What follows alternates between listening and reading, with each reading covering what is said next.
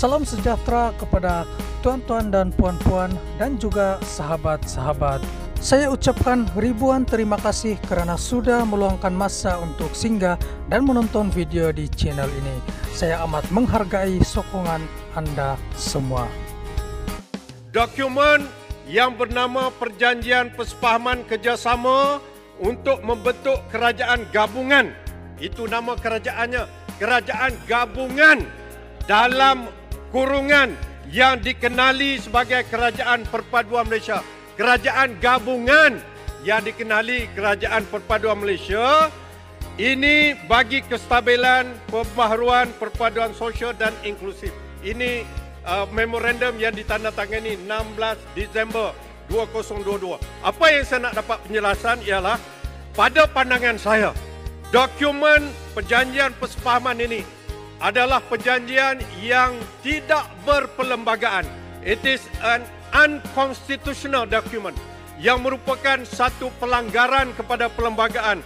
Paling kurang, ini saya nak dapat penjelasan, paling kurang 3 peruntukan di dalam Perlembagaan Persekutuan.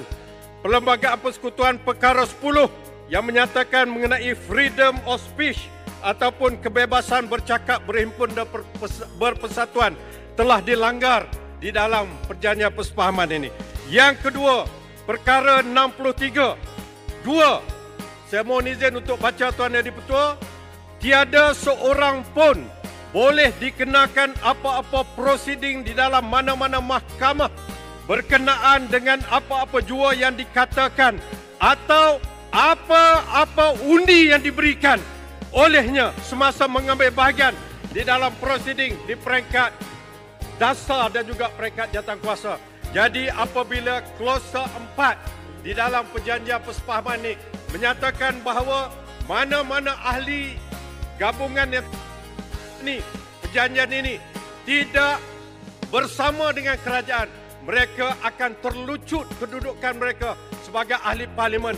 Itu juga adalah satu perkara yang bertentangan dengan artikel ataupun perkara 49A yang baru dipinda berkaitan dengan lompat parti.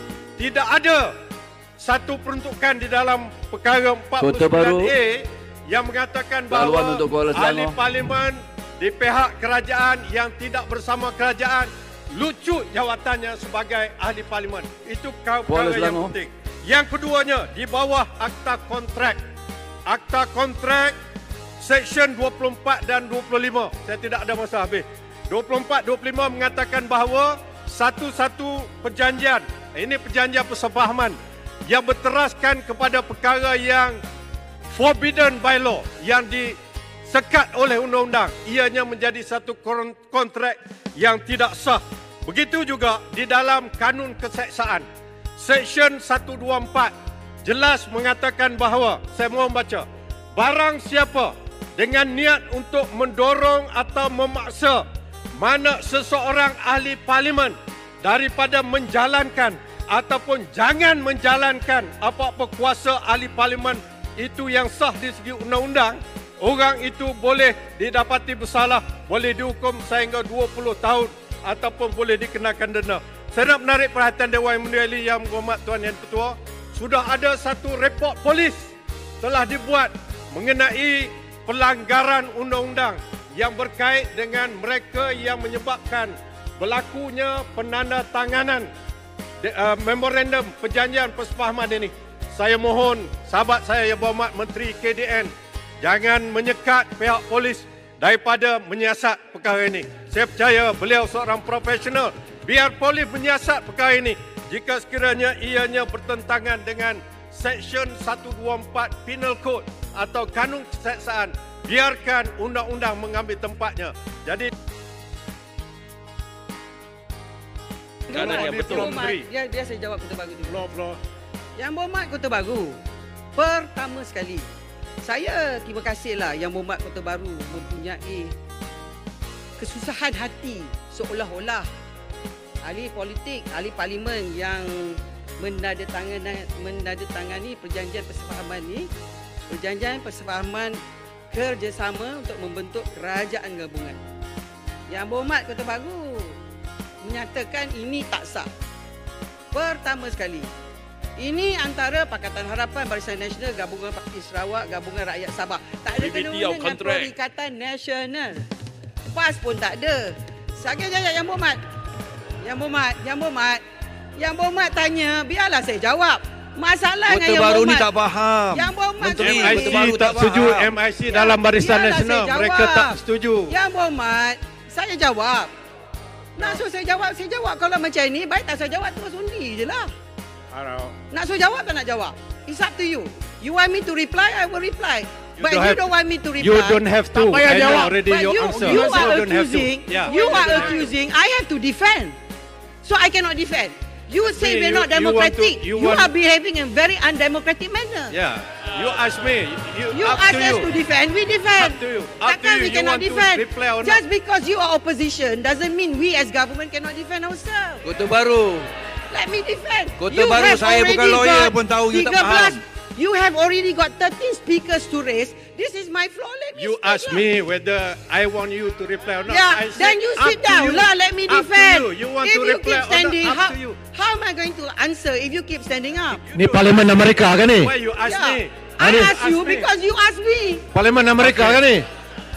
You want me to answer or not? It's up to you. You want me to answer, I answer.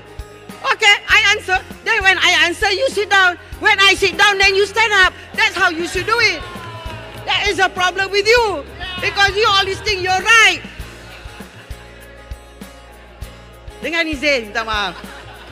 Bila marah cakap putih lah macam kat mahkamah. Sabarlah jawab. Tenang-tenang lah. Relax lah, Rau. That's not your floor. Let me talk to him. Cukup lah. Dah tinggalkan Rau. Cukup lah. Hello, Arau. Macam orang itu. Hello, Arau. Hello, speaker ada ni. Arau, speaker datang ni. Hello. Okey, silakan. Yang Berhormat cakap tu, you are say. Yang Berhormat menyatakan bahawa melanggar undang-undang. Betul. Saya jawab pertama. Saya kata sebenarnya ini antara kami yang sign. 148 ahli parlimen melalui parti politik. Okay, ini adalah dokumen. Ada Yang Berhormat di sini menyatakan kita tak semesti maklum pada masyarakat ke public domain. Tak semesti. Sebab kerajaan gabungan di segi political science, falsafah, mempunyai hak untuk bergerak dalam mana-mana cara. Tetapi yang lebih penting ialah gerakan kami mewujudkan kerajaan ini atas titah Yang di-Pertuan Agong. Jadi cara kami membentukkan hubungan kami, sesama kami adalah hak mutlak kami. Itu jawapan saya pertama. Kedua, Yang Berhormat kata ada yang tak puas hati, ada yang konon dipaksa. Yang Berhormat kadang-kadang, minta maaf lah, mungkin tak baca sampai last. Bahagian last kata, Majlis Perundingan dan Timbang Tara. Sesebuah majlis perundingan yang dianggotai oleh wakil-wakil yang diperakukan oleh sesuatu parti utama, PH, BN, GPS, GRS dan Warisan yang membentuk kerajaan paduan ini hendaklah diwujudkan. Majlis ini berperanan untuk memastikan segala terma dipersetujui. Sebarang perselisihan dan salah faham hendaklah diselesaikan secara harmoni oleh majlis ini. Apa masalah dia? Apa yang tak ada demokrasi sangat kalau ada cara nak misai supaya kami 148 boleh bercakap. Yang Berhormat sini tahulah, takkan hal ehwal rumah tangga nak gaduh kat tengah jalan. Betul tak? Orang selalu gaduh dalam bilik tidur kan? Saya tak kahwin, saya tak tahulah gaduh kat mana. Tapi yang ni, terutama sekali yang cawangan 1, 2, 3, 4. Yang Menteri. tahu kan? Mana Menteri. nak duduk bilik Menteri, mana Menteri. nak gaduh? Tuan Speaker, minta maaf. Besut, Menteri. Besut. Kejaplah besut. Sikit je. Tak nak besut, saya nak jawab Kota Baru. Penjelasan sikit je, saya nak jawab penjelasan. Kota Baru. Tak nak besut. Sikit je. Besut tak boleh. Bagilah. Besut duduk. Dulu kawan, sekarang tak kawan dah. Tuan Speaker, apa masalah ni? Saya nak jawab Kota Baru lah. Kota Baru tu abang sayang saya jawab dia lah. Okey. Besut dah hilang dah, sayang dah. Okay. Kedua, saya nak jawab. Sebenarnya Yang Berhormat Kota Baru, akta kontrak ni Yang Berhormat Kota Baru tak baca pun sampai habis. What consideration dengan izin and objects are lawful and what is not. The consideration of an object of an agreement is lawful unless it's forbidden by law. Kalau pindaan perlembagaan perkara 10/160/49A diwujudkan, ia di bawah undang-undang perlembagaan. Ia dibenarkan. Apa yang jadi masalah? Saya tak faham. Sebab sebenarnya dalam usul kita hari ini tak ada kena-mengena dengan usul memorandum sepahaman. Usul kita pada petang ni memberikan undi percaya. Undi percaya tu berarti 148 orang. Menteri. Tak boleh, saya nak jawab benda baru. Sikit bagilah. Ini tak faham lah. Sikit saya pun tahu tak lah boleh yang ke? bermak bekas hakim, tapi bagilah saya habis. Sebab Tak nak. agak keliru. No. Saya nak Jawapan jawab tu benda baru. mengelirukan. Tak keliru, kita minum kopi, saya tak Mengelirukan. kelirukan nanti. Betul, cukup lah. Okey. Yang Muhammad, kita semua dalam jawatan-kuasa select komiti. Kita perlu berlaku adil. Sebab isu kita yang kita berhadapan ialah, kalaulah perlembagaan kita dalam perkara 49A membenarkan pemecatan, expulsion sebagai salah satu pada pembentukan kursi masih kekal dengan parti politik tidak wajar mewujudkan instrumen untuk mengawal mereka. Masalah kita, beberapa parti politik membuat pindaan kepada perlembagaan parti. Ada yang belum lagi. Jadi dalam perkara antara mendapat watikah, antara pergi pilihan raya, antara membentuk kerajaan, memanglah parti politik ada hak untuk membentukkan hubungan mereka dengan ahli parlimen tersebut. Dan kalau tidak wujudnya kenyataan demi kenyataan, ada daripada beberapa yang berhormat menyebut tentang, saya rasa mungkin yang berhormat Kota Baru juga, menyebut tentang melanggar Seksyen 124B, 124C Kanun Keseksaan, menyatakan bahawa pihak-pihak telah melaporkan kepada pihak polis perjanjian persefahaman tu yang ditandatangani. Saya percaya biarlah polis siasat, itu hak polis untuk siasat. Tetapi hari ini kita berhadapan dengan undi percaya. Jadi dalam perkara ini saya melihat sebenarnya kalau mana-mana orang politik dalam mana-mana parti politik tidak bersetuju dengan pembentukan larangan daripada lompat oleh parti politik tersebut, dia berhak bergerak meninggalkan ataupun dia berhak mencabar parti politik tersebut. Tetapi kita sendiri tahu bahawa wujudnya apa yang disebut dalam parti politik, Society Act mewujudkan ouster clause dengan izin. Ouster clause itu ialah orang-orang dalam parti politik tidak boleh menyaman parti politik tersebut. Itu juga dilihat sebagai sesuatu perkara yang secara tidak langsung menggugat kestabilan parti politik. Tapi jawapan daripada semua orang yang bertulis tentang sains politik, antara masalah yang paling besar ialah masalah kestabilan. Bagaimana kita nak stabil? Kalau yang berhormat belasana kata kita mahu kebebasan bergerak, tidak boleh mengikat. Hari ini yang berhormat Perdana Menteri, besok semua orang bertanya Perdana Menteri. Lusa yang berhormat Perdana Menteri, tulat saya pula Perdana Menteri. Sampai bila benda ni nak selesai? Itu sebab Akta Lompat Parti ditubuhkan supaya mengikat ahli-ahli politik. Itu sebenarnya yang dilakukan. Mengatakan tidak dan bertentangan dengan parti politik dan amalan demokrasi, saya rasa agak terlampau assumption. Dan ahli-ahli parti politik ada sistem. Saya nak jawab tentang apa yang disebut di Sabah tadi oleh sahabat saya pada Beluran, yang Muhammad Beluran. Sebenarnya Tuan Yang Ketua, dalam Akta Lompat Parti dia ada struktur dia yang mana tulis kepada speaker dalam masa 21 hari dan speaker buat keputusan. Saya nak tanya pada speaker dapat surat tak daripada parti bersatu? Belum lagi. Masya Allah, surat tak hantar. Ya. Hari ini baru lantik speaker. Tak tahu. Ya Muhammad, hari ini baru lantik speaker. Silakan.